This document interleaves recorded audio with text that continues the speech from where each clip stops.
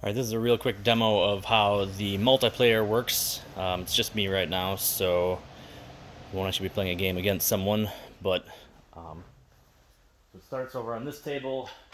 Go to the multiplayer menu. There's quite a few different games to choose from.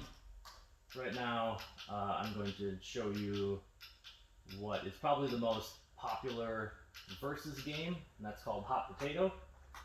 So the way it works is player one presses their button, screen pops up on the second machine, and that player can accept the game.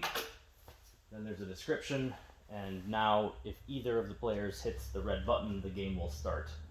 This game is a timed game where one player will hit a hole, and then the other player wants to try and hit that same hole as quickly as possible.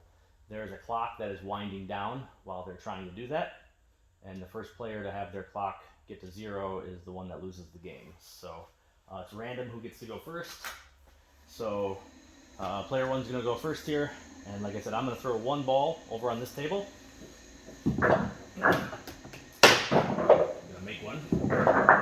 So I got a 10. So as soon as that goes in, then player one has to score a 10 as quickly as possible, and their clock is winding down. So I'm going to come over here and score a 10. And now it's player two's turn to hit any hole that they want. One shot. So, and it goes back and forth like this until, like I said, one player runs out of time. This game is really great especially for players that don't play a lot of skee-ball, because hitting hundies or 50s really is not necessary if your opponent can't hit them. So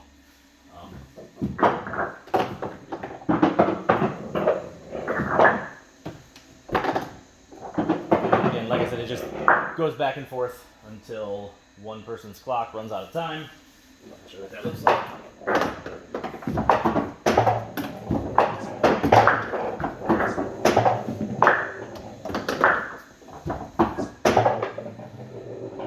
So in this game, then player two would win.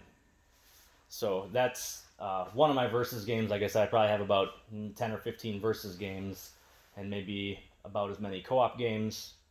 But that's just a quick example of how the real-time head-to-head works.